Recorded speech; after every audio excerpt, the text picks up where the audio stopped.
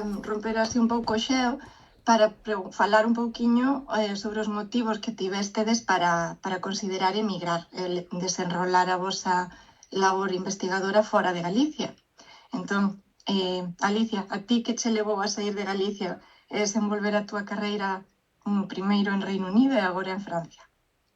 Bueno, he de dicir que eu xa fixera algunhas estancias no estranxeiro durante a tese, o cal creo que me axudou moito a perder ese medo a ir a outro laboratorio noutro país, bueno, ter que adaptarte, non? A unha nova dinámica, entón a eso non lle tiña medo. Eu diría que o principal motivo son as oportunidades. Non sei noutras ramas, o mellor María José e Alejandro teñen outra opinión, pero bueno, a lo menos na rama na que eu me movo, hai bastante máis financiación e oportunidades noutros países. En Inglaterra, que foi onde me fun ao principio, era moi doado conseguir un posto. E dado que eu non había lido a tese todavía, claro, conseguir un postdoc cando ainda non defendiches a tese non era tan sinxelo, porque non todos os laboratorios poden aceptar un postdoc que non teña oficialmente o título. Entón, bueno, en Inglaterra houve moita facilidade para este trámite. Sí que hei de comentar que mentras non lees a tese reducenche o salario, así que os primeiros meses cobrei menos ata que lin a tese e despois xa che poñen o salario do posto. Bueno, esa foi un pouco a miña primeira vez que saín ao estranxeiro. E despois movíme para Francia porque conseguín o contrato Marie Curie e prefería ter un contrato un pouco máis independente, non? No que eu escribín o proxecto e tiña máis posibilidade de decidir que facer ou que non facer, ca nun contrato no que estás contratado polo laboratorio e tes que facer o que che piden. E inda que ti penses que o mellor a liña que máis interesante pode ser é outra, e ao final quen paga o contrato é quen che vai dicir o que tes que facer. Entón, esa foi a miña experiencia persoal. Non digo que sexa universal, ni moito menos. Depende moito de onde vayas, por suposto. Moitas gracias, Alicia.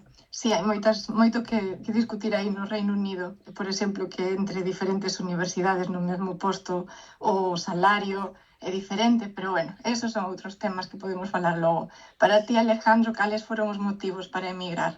Para irte primeiro a Bruselas bueno, Reino Unido, Bruselas e agora Canadá?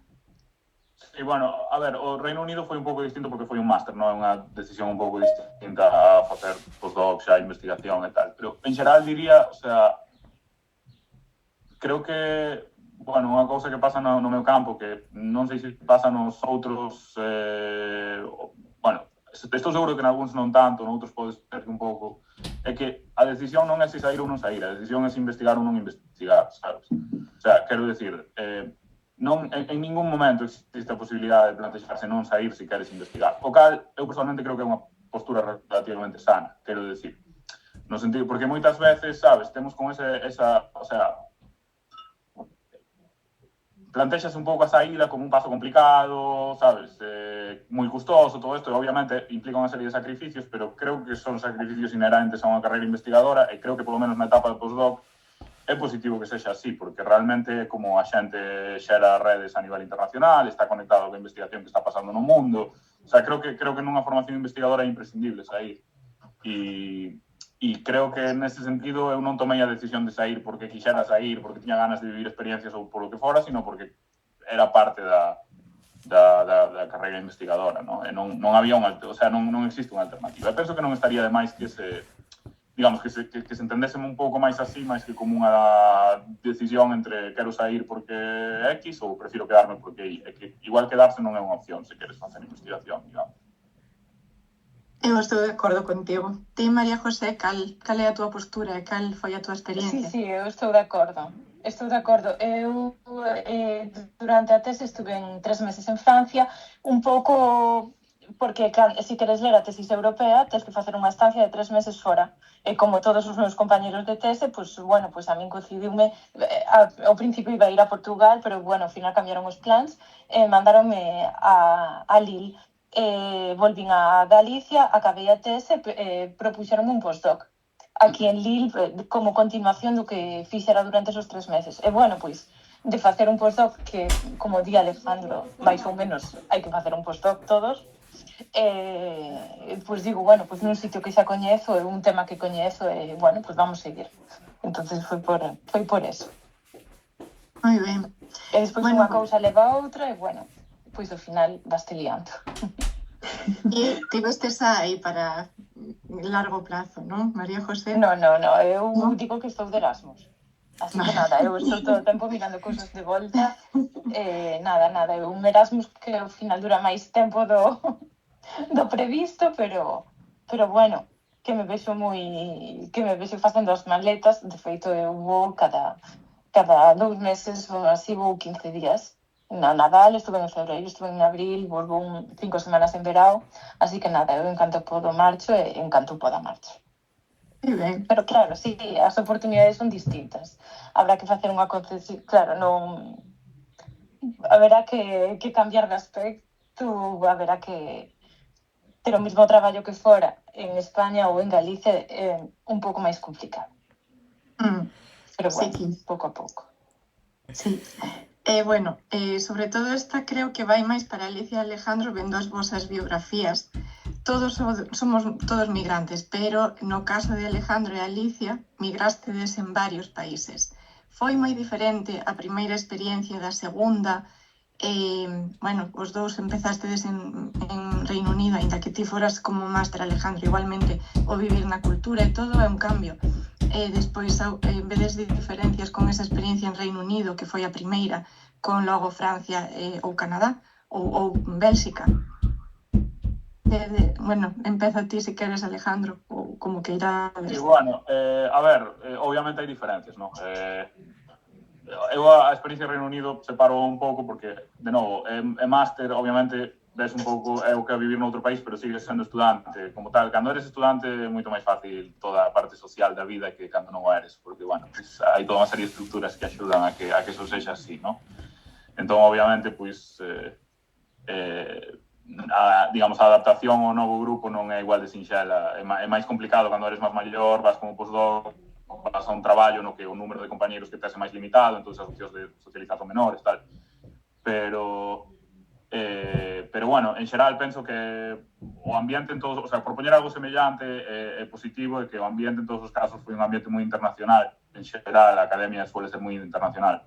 E, por lo tanto, facilita moito, pois, contactar con xente que tamén está nova nese sitio, que fagas grupos, que, eu que sei, que... A parte negativa, quizáis, é que te involucras menos na cultura local. É moi difícil estar 100% metido na cultura local porque o teu ambiente tende a ser internacional.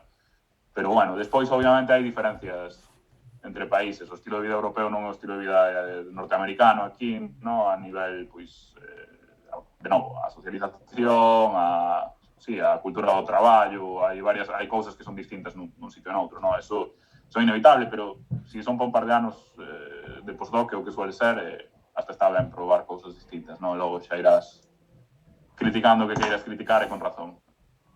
Pero foiche máis fácil a nivel de estructura oferecida polo goberno, polas propias universidades, a non tanto na parte cultural e social, en como está optimizado e sistematizado todo nos diferentes países e universidades?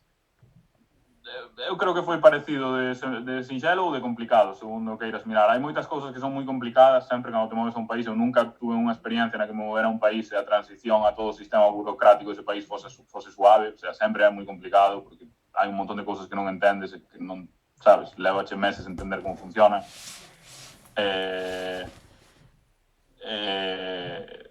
Sí, hai certas cousas que non sei se hai sitios nos que teñan unha rede de apoio desde a universidade que sexa brutal e que simplifique moito o caso, pero non foi a miña experiencia en ningún dos casos, e supostamente son países que poderíamos a veces mirar como con certa referencia neste tipo de cuestións, no Bélxica ou Canadá ou tal, pero o sea, cambiar nese tipo de cuestións sempre é complicado.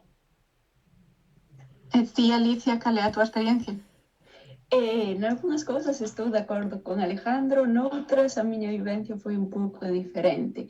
En Inglaterra sí que o laboratorio era tal e como dicía Alejandro, moi internacional, entón, bueno, como comentaba el, é moi difícil realmente integrarte na cultura local porque estás inmerso nun ambiente moi internacional, que tamén é moi rico. Sen embargo, cando me vin a Francia, tamén probablemente, porque aquí non estou en París, estou en Normandía, que é unha rexión bastante similar a Galicia, tamén din sempre que é moi verde, que é pola choiva, como Galicia.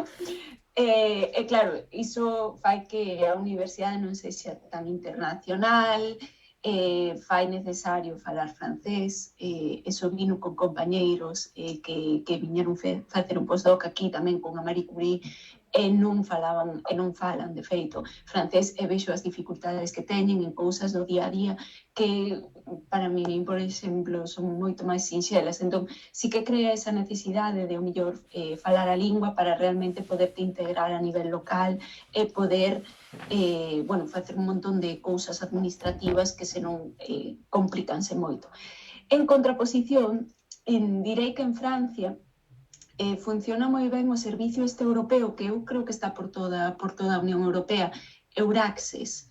Eu xa había tido algunha conexión con eles durante o meu Erasmus en Bélxica, pero cando me viñen aquí foi cando realmente vin o ben que funciona, porque axudan con todo, dende abrir unha conta bancaria, que pode parecer sinxelo, non sempre o é, porque para abrir unha conta bancaria tens que ter un domicilio no país, para ter un domicilio no país, para poder alquilar tens que ter un contrato, e para ter un contrato tens que ter unha conta bancaria, entón é un círculo do que é moi difícil sair.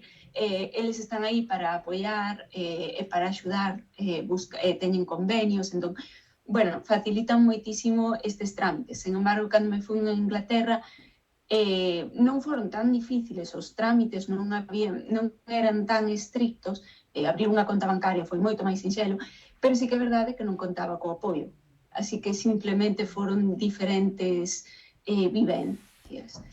E logo, por exemplo, a nivel de comparar os países, pero claro, isto xa é moi inherente ao país ao que te mudas. Francia, por exemplo, ten moitísima burocracia, pero é que eu non me podía imaginar, despois de vivir en España e Inglaterra, que teñen burocracia, o nivel ao que se pode levar a burocracia. María José seguramente pode comentar sobre este tema, pero é que é incrível a cantidade de papéis, de cousas que hai que facer, dos impostos, de todo. Entón, bueno, sí que é importante, eu creo, estar ben integrado para poder contar con axuda, ben sexa de xente local que teñas como amigos ou das institucións, cousa que en Inglaterra non me fixo falta. Bueno, pouco máis que comentar, non? Bueno, quizáis o tema dos títulos. Moitas veces para os contratos postdoc hai que validar o título. É bastante curioso porque eu pensaba que como xa temos títulos, o sea, co Plan Bolonia, co proxecto este de Plan Bolonia, pensaba que podías moverte por toda Europa sen ningún problema, que os teus títulos iban valer, non necesitabas traduccións xuradas, nin un montón de papéis. Bueno, sí que é unha cuestión que bueno, foi un problema en ambos países, por dicir algo que sí que foi igual. Foi un problema en Inglaterra porque tiven que facer traduccións ao inglés, e foi un problema en Francia porque tamén tiven que facer traduccións ao francés. Entón, bueno, eso sí que pode ser algo común e seguramente en Alemania pasará o mesmo, non sei. Pero, Alicia, tiveches que facer máis que a traducción? O sea, porque eu o que nunca tuve que facer foi un proceso burocrático como pode ser en España a veces de, non sei, sabe? En Francia tiven que pagar, o sea, eu saquei o doutoramento en medicina molecular, eu que pon no meu título, doutora en medicina molecular.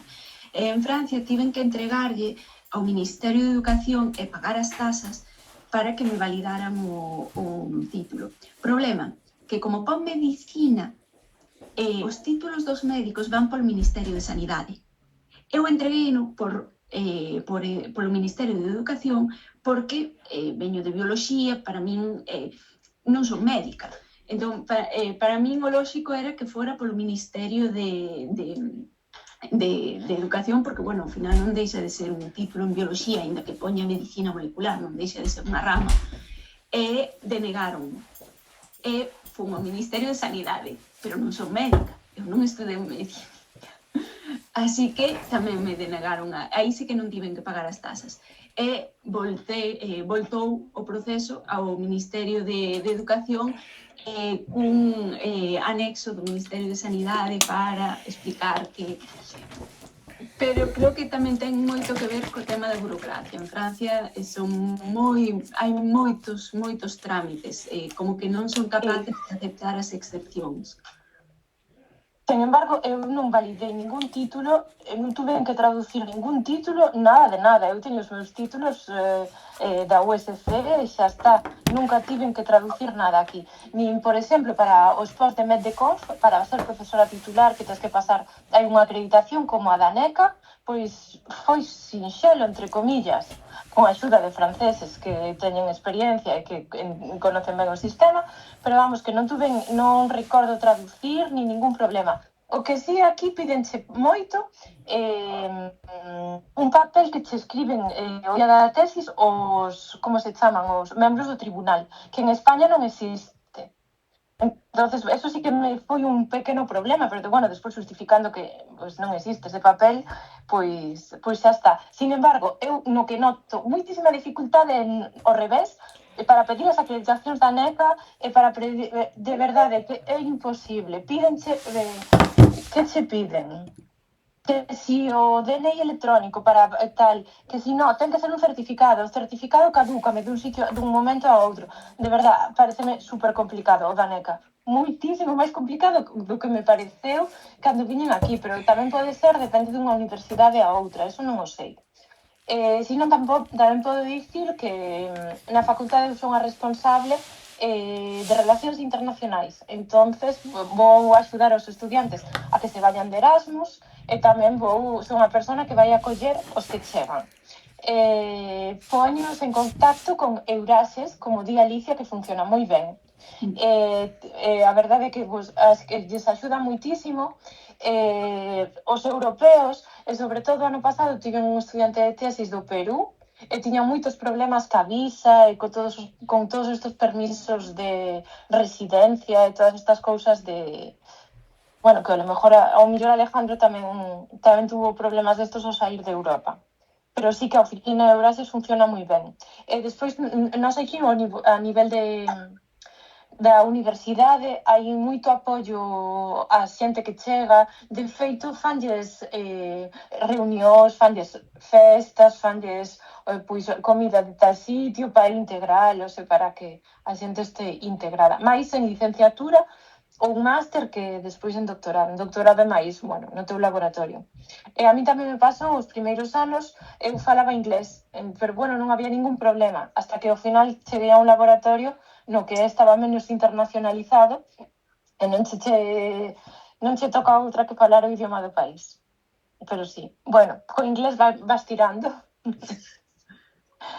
Pero sí que é verdad que falando o idioma do país, pois é moito máis sinxelo, só para ir comprar o pan xa che facilita a vida. Claro, para integrarte máis alá da investigación, que tamén é moi importante.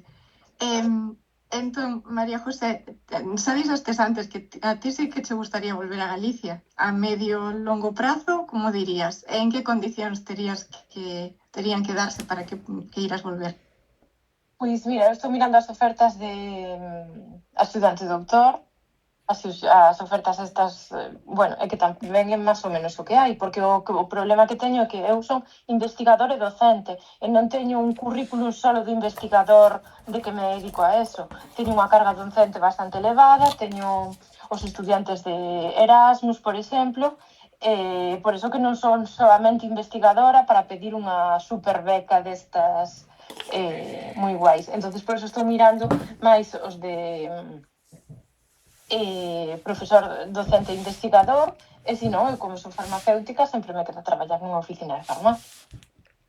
Teño outra vía de escape que me salga un pouco da investigación, bueno, sería unha cousa, tampouco me vexo toda a vida, pero para unha temporada hasta que dé colado para algún sitio, ou industria, ou millor, ou non sei. A ver. Entón, no panorama actual galego, no panorama investigador galego dentro de Galicia, non tería que cambiarse nada, xa se teñen convencida con como funciona. No, claro que non, para nada. Para nada, absolutamente. Unha cousa na que creo que podemos opinar María José e máis eu é como se publicitan as prazas, xa sexa de profesor axudante doutor ou profesor contratado doutor ou titular ou calqueira nivel. En Francia a campaña é sincronizada. Podeste presentar a varias universidades, telas todas aí. Eu teño a sensación de que en España, para enterarte de que sae unha praza, tes que ter moi difícil. Recorda, ou que cho envía, ou estás mirando as webs de 50.000 universidades, non sei. Non, é moi difícil. Por exemplo, na OSC tens que mirar o tabuleiro. O tabuleiro, para min o tabuleiro era para buscar piso. E para cousas destas. Pois non, o tabuleiro agora é onde saen as plazas. E as plazas poden salir o 15 de xaneiro, o 20 de diciembre ou o 5 de julio. Sabes? Ou miras todos os días o DOGA ou o tabuleiro ou perdes algo polo camiño. Sin embargo, é verdade que en Francia están sincronizadas. Tes unha aplicación que vale para todas, que se chama Galaxy Odyssey. Entonces aí aparecenche todas. Na túa disciplina salenche todas as do país. Incluso as das illas da Reunión e todo isto. Sí, o único desventaxe é que se te presentas a varias, pode que che toque a audición o mismo día. O oral o mismo día. Pero bueno, malo será. Habrá que facer, habrá que mirar cal te interesa máis. Pero sí que é certo que é moito máis fácil. Incluso para o personal PDI, pero non permanente, para o contratado. Son todas ao mesmo tempo, en todas as universidades. Vaya, eso é como máis transparente. Sempre pode haber un candidato local que sabes que o vai levar, pero é como máis transparente. É todo, sempre na primavera. Vale. Foi unha promesa, eso en España foi unha promesa de Castells cando entrou de ministro, logo quedou olvidada polo que sexa. Ti, Alejandro, quererías volver a Galicia a medio e longo prazo? Que cousas se terían que cambiar para convencerche? Ou xa che ten convencido? Sí, a ver, eu personalmente a longo prazo gustaríame o sea, obviamente visto desde a miña perspectiva eu non pediría grandes cousas porque a xente que fai física de partículas en Galicia basicamente está o centro que hai en Santiago, o IFAE, penso que é un centro que está funcionando moi ben, quero decir, por exemplo, por poñer un exemplo, as contratacións non van fai moito tempo que as contratacións non van por plazas destas que estábamos falando, funcionan por Ramón, a xente entra con Ramón y Cajal, basicamente. Quero decir, a dinámica interna é un centro que ten un grado de internacionalización razoable para o que é o estándar aí, non sei, creo que está funcionando ben, entón, nese plan, eu personalmente non teño. Además, outro factor que me diferencia un pouco das outras dúas poñentes é que eu non son experimental, eu fago cousas teóricas, entón a mí non me preocupan, entre comillas, non teño unha gran preocupación por gran financiamento, non? Porque, quero decir, obviamente necesitamos financiamento para investigar, para poder facer, pois, se tes que viaxar a X sitio ou facer a colaboración que sexa, pero non necesitamos un apoio experimental forte no que eu fago que requira un financiamento moi elevado, entón non é unha cousa que me condiciona demasiado. Pero, bueno, entendo que noutros campos sí que quizáis hai certas condicións que teñan que mellorar para facerse suficientemente atractivo. Cales serían para ti, Alicia, esas condicións para volver? Bueno, eu volvería encantada. De feito, que Alejandro falaba de Ramón y Cajal, eu presenteime este ano, así que veremos o que sae. O mellor dentro duns meses podo dicirche, xa teño maneira para volver. Estaría disposta a baixar o salario, baixar as expectativas que teño da miña carreira. Obviamente, se estás fora, pois unhas expectativas un pouco máis altas porque estás pagando un prezo por estar fora, non? Pero, bueno, claro, para volver teño que ter unha oportunidade. Eu non son farmacéutica, así que non podo poñer un despacho de farmacia. Como bióloga non hai moitas cousas nas que habería moitas opcións para traballar, pero que ao mellor a min non me atraen. Entón, eu se volvo, quería volver como investigadora, non me importaría volver como docente investigadora, que ao final os docentes universitarios tamén sempre levan unha pequena parte de investigación. Esas serían como as miñas condicións. Que pasa? Que o panorama é o que é. Eu teño a sensación de que levan, non sei, 15 anos dicindo que vai haber xubilacións masivas e moitas prazas. Eu teño a sensación de que non saen esas prazas. Eu non sei se a xente se xubila e as prazas desaparecen ou se é que non se están xubilando. Non sei, e os anos pasan estando no estranxeiro e, bueno, pois vas facendo vida fora e, bueno, non sei, eu volvería encantada. Desde logo estaría disposta a baixar as miñas expectativas de como traballar ali. Pero, claro, ten que ser cunha posición. Claro, unha vida digna, suficientemente digna para sentirte realizada como profesional e persoa, claro. Sí. Bueno, movémonos a outro bloque de preguntas, se queredes. Podemos volver aí, pero, bueno, por tema de tempo. Agora vamos logo a diferenzas culturais e inclusividade. Entón, eso, centrándonos en cada unha das vosas disciplinas de cada un dos panelistas, que diferenzas atopades entre investigar nelas en Galicia ou España se traballastedes en outros lugares a nivel de medios, cultura e procedementos? Por exemplo, eu que traballei en Barcelona antes de vir a Reino Unido, vexo que había unha gran... O tema de traballo en equipo era algo moito máis social e cultural, mentras que polo de agora é máis colaborar doutra maneira. Non se ten tanto en conta esa parte cultural que ao mellor os países mediterráneos temos un pouco máis interiorizado, non? Refírome un pouco a isto, cales son as vosas perspectivas en concreto en física de partículas, en bioloxía molecular, en farmacia, que diferenzas vedes entre Galicia e onde vivides agora?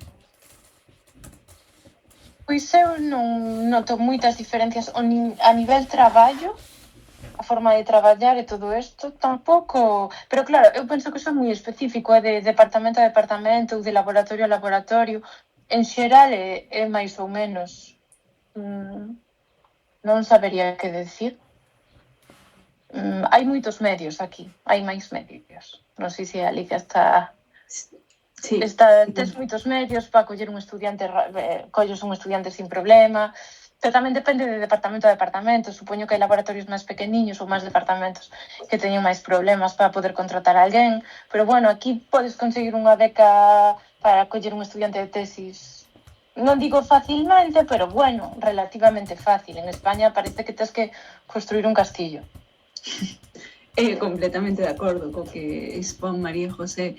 Eu creo que vai moi hilado a cantidade de recursos que hai.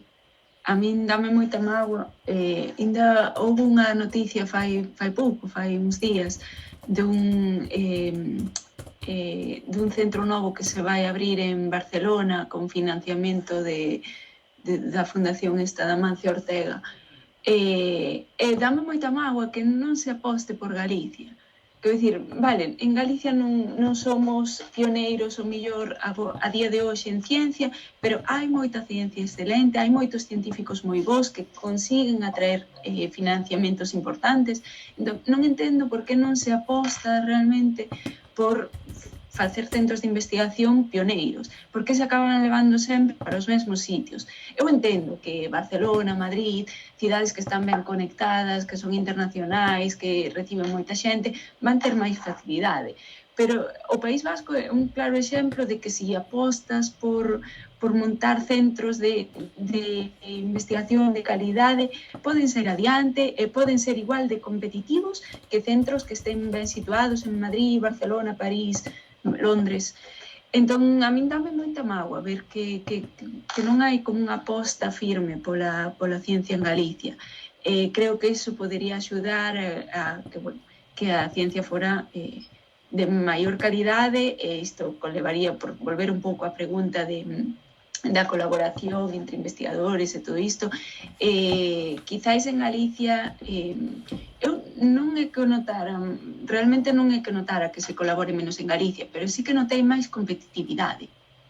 Falábamos antes de que como que é necesario facer un postdoc no estranxeiro, non? Comentaba Alejandro esa cuestión que te pos ao principio cando acabas a tese, quero seguir investigando ou non. E iso é o que realmente se vai facer decidir irte fora. Iso non é así en todos lados. Eu teño compañeiras que están en Alemania que fixeron a tese ali e tiveron boas oportunidades para quedarse noutro instituto, pero da mesma cidade. Isto vino tamén en Londres, xente que fixo... Entón, iso é algo que realmente, sí, se faz a tese en Galicia, se queres seguir investigando e queres facelo con calidade e aprender cousas novas, vas ter que ir fora. Pero non sempre é o caso. E poderíamos apostar por ter un sistema que te obrigue a irte fora. Porque ao mellor non todo o mundo quere ir fora. Ou ao mellor simplemente queres ir fora de estancia un tempo, aprender cousas novas e traelas de volta á túa terra.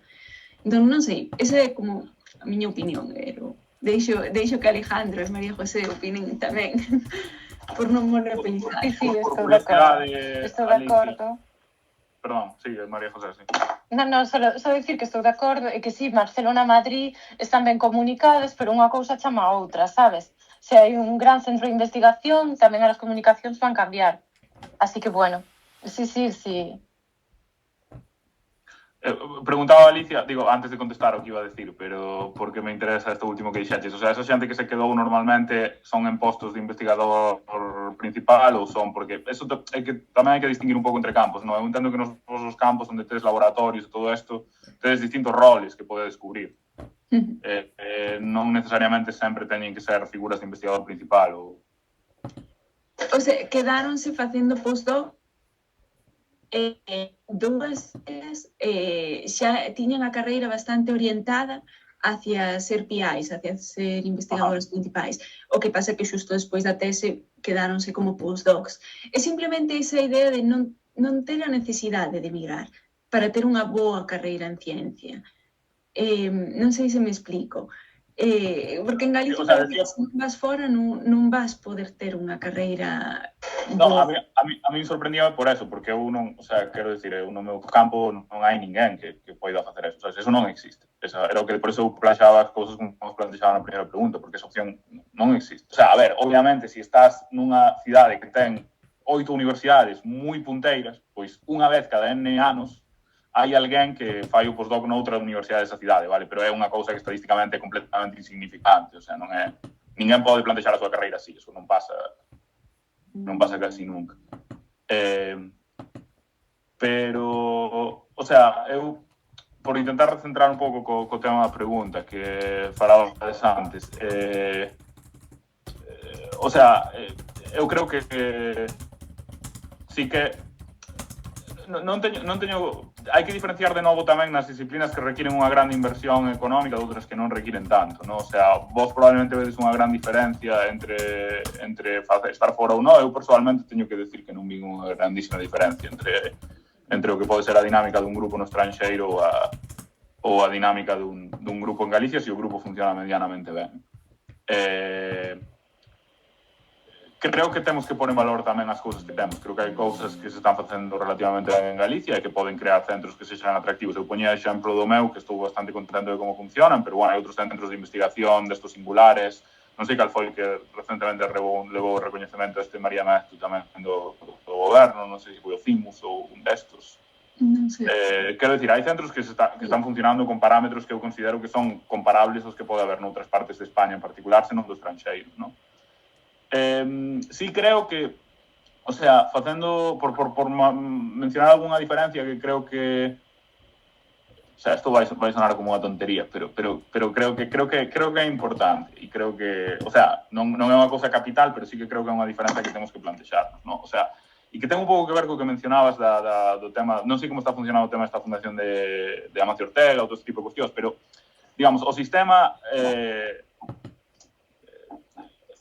que temos en España está como moi cuadriculado en moitas cousas de como xestionan os centros de investigación, o seu financiamento, as cousas que poden facer e que non poden facer. E moitas veces é moi difícil facer cousas en España porque tes X fondos que valen para aí pero non valen para Z, tes, sabes, o sea, hai como unha serie de complicacións aí que non teñen sentido. Creo que sí que teríamos que pensar, creo que faría máis atractivo, isto é moi peligroso de decir porque a xente entende mal e pensa que queremos malversar diñeiro por todas as esquinas, pero sí que penso que teríamos que ser menos cuadriculados. A xente que está investigando, o sea, a xente que está investigando a alto nivel en centros de investigación potentes, para eles é importante ter flexibilidade en como organizan certas cousas do seu traballo, da súa carreira, e non estar con ese nivel de presión de unha xestión extremadamente complicada do financiamento que creo que a miúdo temos en España, que son o feito de que houbera máis cartos de procedencia privada, en principio, podería ser unha cousa que flexibilizara isto, pero non solo, o sea, non é necesario que sexa por esa vía, creo que se pode facer de outras maneiras tamén. O sea, vou poñer un exemplo moi estúpido, vale, pero quero dicir, nos 6-8 meses que levo aquí, cada vez que temos un visitante que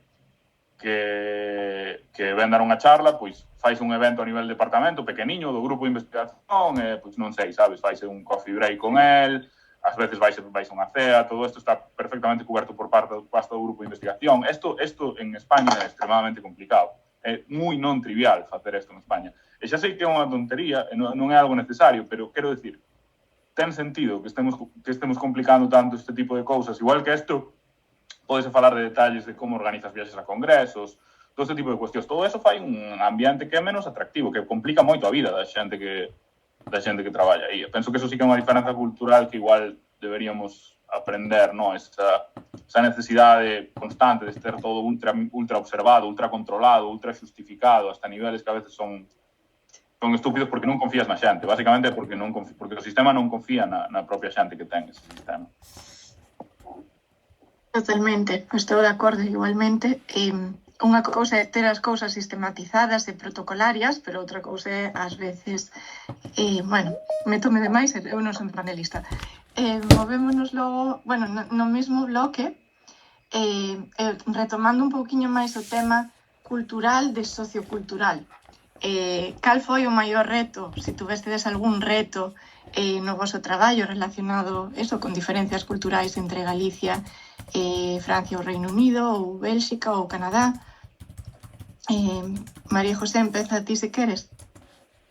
Pois eu non me dou conta ou xa me olvidei as diferenzas culturais, pois eu penso que a lingua. O principio é a gran barreira que tes, claro. Eu sabía o francés do instituto e tal, pero que ao final chegas aquí e non entendes nada.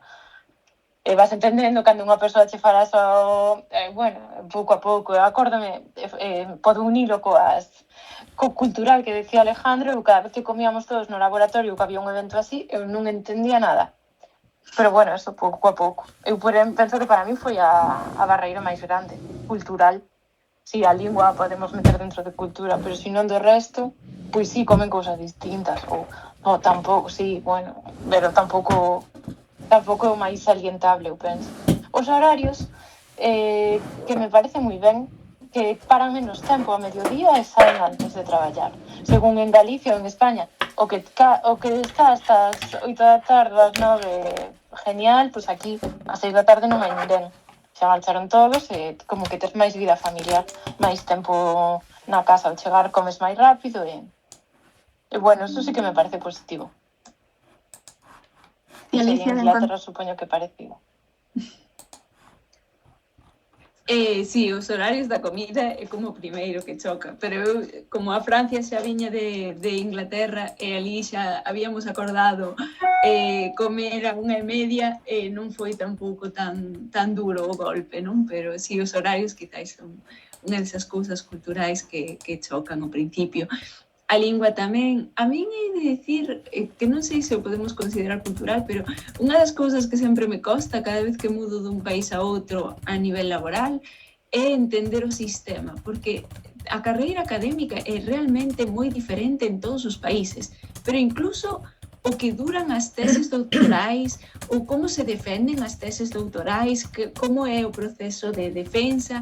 A min chamaba a atención que en Inglaterra que xa corrixen e tes que entregala corrixida, que eso é algo que en España non sucede así, ou a cantidade de rapporteur de tribunal que tes en Francia, para corrixir a tese, digamos.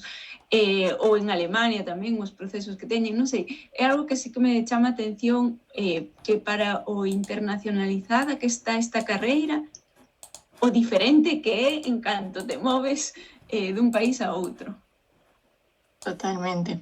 Para ti, Alejandro, cal foi o maior reto a Sí, nivel non sei se podo engadir moito que xa se dixo. Eu creo que estas son as cousas habituais. Que no aspecto meramente laboral, xa digo, tampouco notei, se estás nun campo que está medianamente internacionalizado, creo que todo este tipo de diferenzas a nivel laboral se diluyen un pouco máis e o que acabas notando son aspectos máis do cotidiano, ¿no? Como estaban dicindo agora. Total. Bueno, movémonos logo a un bloque sobre TC Redes. Como todos vos queredes volver a Galicia nun medio ou longo prazo, mantedes a vínculos coa investigación galega, tedes colaboracións activas ou tendes interese actual en establecelas ou ilas empezando a traer? Sí, Alejandro. eu sigo colaborando con... perdón. No. Facede o orde que querades. Pois eu sigo colaborando co meu laboratorio de Santiago, de feito. Tuve un estudiante de tese que pasou a súa tese en setembro, a miña directora de tese veu como tribunal a súa tese, eu pasei o ASDER, que é unha parafernalia que temos aquí en Francia, que como que che fan pasar unha segunda tesis xustificando que durante os primeiros anos de titular traballache moito, dirixiche moitas investigacións e tal, e o teu proxecto de futuro que tes, terá que pasar outra vez cun xurado ou escribir un manuscrito de 200 páxinas e tal, e veu un profe tamén de Santiago como xurado. En setembro vou recibir unha estudiante de Santiago, o sea que, sí, eu sigo tecendo redes ou seguindo as redes que xa estaban tecidas. É importante manter as relacións, verdad? Para ti, eu fixen un pouco o contrario, eu matei un pouco o pai cando salín fora, non? En plan, desconectei un pouco do grupo matriz de Santiago, estuve facendo as miñas cousas e tal, pero últimamente sí que estou intentando volver a establecer algún ponte a nivel investigador e tal, porque, creo que é positivo. Tamén é positivo, ás veces, romper un pouco e empezar a facer as túas cousas, que tamén axuda a que creas a túa propia liña, non? Un pouco o que queres facer. Pero, logo fora da temática propia da miña investigación, sempre intentei manter o contacto coa investigación galega a través de cousas como investigar, non? Que creo que axudan moito a este tipo de aspectos, son moi positivos, porque nos permiten, primeiro, entrar en contacto con xente de outras áreas, ser conscientes da situación, entender o que está a ocurrir na comunidade galega investigadora. Eu estuve na organización do FIGAI que mencionaba Andrés ao comezo, que foi un evento moi chulo que juntamos en Bruxelas a moita xente galega que está investigando en distintos sitios. Creo que ese tipo de redes axudan no plano social, no plano tamén laboral, ás veces é moi positivo. Para ti, Alicia? Estou de acordo co que dixo Alejandro. De feito, estaba pensando en que ás veces é ben romper un pouco o contacto para poderte independizar, digamos, desenvolver todas estas habilidades, non, para sobrevivir só no mundo da ciencia. Eu sí que manteño algunhas colaboracións a nivel científico, de mostras e de cousas así. A nivel administrativo tamén, dende que estou fora, xa me convocaron para ser evaluadora de tesis, evaluadora internacional de tesis, varias veces, que supoño que, ao final é necesario, porque como todo o que queira ter a mención internacional precisa 2 informes de xente no estranxeiro, e ao final estás en mente da xente porque acabas de marchar. Entón, nese aspecto, sí, un pouco máis administrativo. Sen embargo, o que comentaba María José de recibir estudantes de Galicia, de eso todavía non. Tamén é verdade que, claro, o nivel o que estamos en diferentes etapas. María José xa é profesora titular, xa ten o seu grupo, eu estou todavía de postdoc, montando o meu grupo, pero pouco a pouco, entón, claro, os recursos que temos son bastante diferentes, as oportunidades que temos tamén. Entón, bueno, a min sí que me gustaría facer un pouco como María José, no? No futuro, se acabo fora, acabo sentándome fora de poder recibir estudantes galegos e manter unha relación estreita con Galicia, pese a que estuve de acordo co que dicía Alejandro de cortar un pouco os lazos e independizarte, non depender sempre do teu grupo inicial. Iso é moi certo, o romper os lazos coa matriz, digamos, e despois crear outros novos, non? E levar ali de volta, ou crear esas pontes. Tendes estrategia para... Vou engadir, según, perdóame, Alba, solamente engadir que eu fun 2 veces como tribunal de tesis, como xurado de tesis a Santiago e como no papel internacional, porque pola da tesis europea que che fai falta que alguén de fora. E a verdade é que faise raro estar na casa como o estranxeiro do xurado. Pero bueno, a verdade é que é unha experiencia moi interesante, moi bonita. Tendes estrategias para estas novas colaboracións, non para manter as redes que xa tendes, as novas que vaiades a crear para posibilitar que nun futuro poidades volver? Ou non se traballa tanto na estrategia e vai como vai surdindo as cousas? Bueno, eu acostumo a asistir, non sei se coñecedes, hai un encontro, bueno, non sei como se chama exactamente, pero hai un encontro de investigadores no estranxeiro que se organiza sempre polo Nadal, e vai cambiando, porque eu xa fun a Coruña, a Vigo, a Santiago, vai cambiando de entidade. Sí, sei que, sí, non sei como se chama, pero eu recibo mails ou... Eu creo que é unha boa oportunidade. Eu acostumo sempre que podo, este último ano non puiden, pero sempre acostumo a ir, e aí tamén faz, coñeces xente ou ves a xente que xa coñecías, e bueno, ás veces sae unha colaboración científica, no meu caso, de aí todavía non saíron, pero sí que moitas veces saen grupos dos que se comentan pois becas ou contratos ou proxectos que saian. Entón está moi ben para ter, bueno, esa conexión con xente que está un pouco na mesma situación e compartir oportunidades que poida haber. Pero bueno, sí que é verdade que non teño unha estrategia fixa. Tamén é verdade que ao non ter un posto fixo todavía, apostas un pouco por todo, porque non sabes onde vais a ir a oportunidade. Entón, non podo poñer todos os ovos na mesma cesta.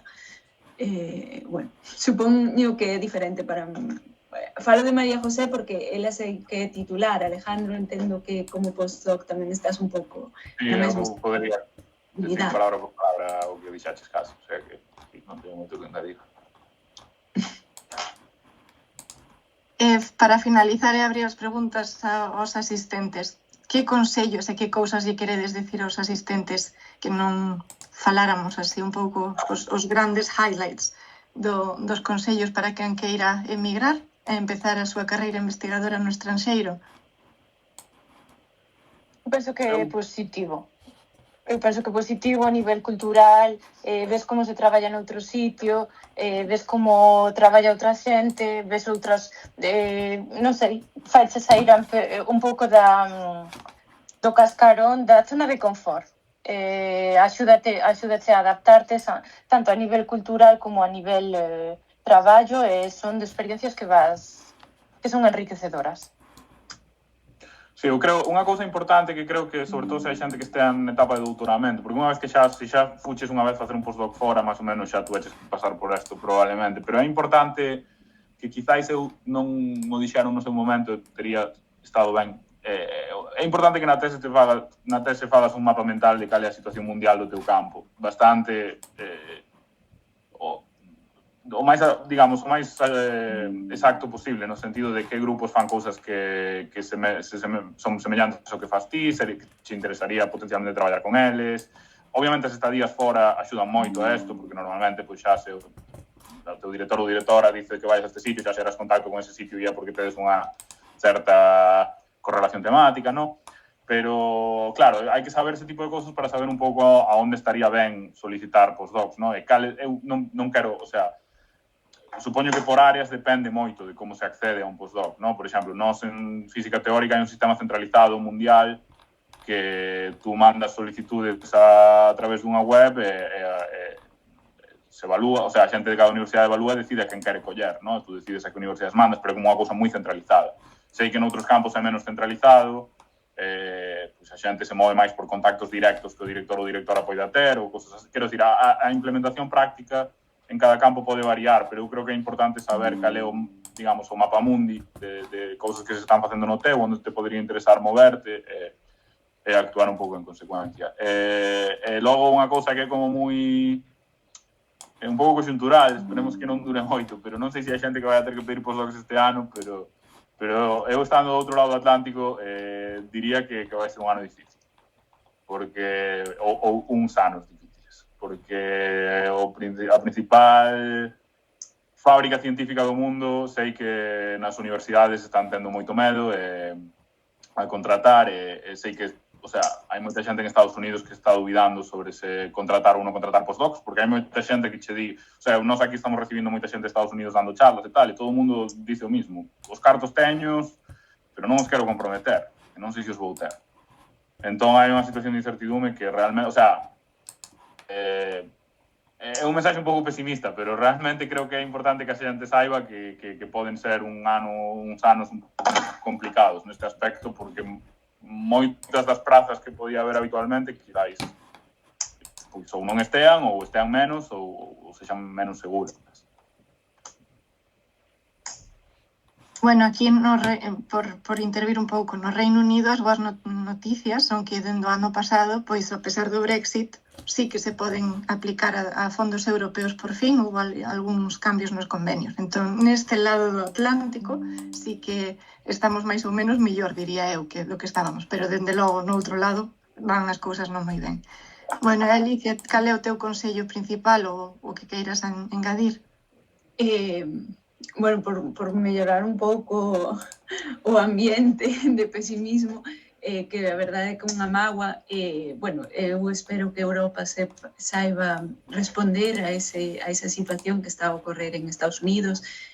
Francia xa anda con algúns plans, España tamén comentou certas cousas, entón, bueno, esperemos que poidamos paliar ese momento histórico que se está a vivir ao outro lado do Atlántico, pero eu como consello quería dar un consello práctico para calqueira que dubide en se ir fora ou en como será a vida ali ou en que queira ter algún consello, o meu consello é que contactedes a xente que este que este vivindo iso, ou que este vivindo no país ao que vades, ou que este no mesmo campo de investigación que a vos e que mellor poidavos mentorizar ou axudar a tomar decisións. Creo que axuda moitísimo.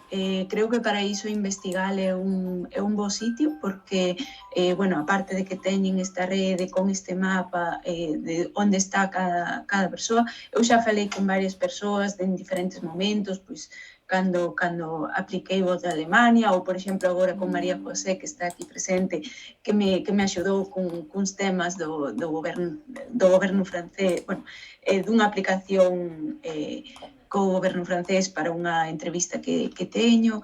Entón, é moi útil falar con xente que xa pasara polo mesmo. Porque aquí falamos das nosas experiencias persoais, pero mellor se te vas, o que sei, a Corea do Sur ou a China, o que falamos aquí non aplica realmente a ese caso. Entón, o meu consello é buscar alguén que fixeron eso e contacta, porque se algo temos os científicos é que normalmente sempre estamos abertos a falar e a compartir as nosas experiencias e incluso a dar consellos ou axudar a tomar decisións. Entón, ese sería o meu consello. Moitas grazas, todos moi útiles, creo. Bueno, dirán agora os asistentes. Abrimos logo a ronda de preguntas para estos que estades aquí na sesión. Moitas gracias a todos. E, bueno, maravilloso o panel, moitas grazas. E, bueno, facedes as preguntas ou polo chat ou levantades a man na opción do Teams de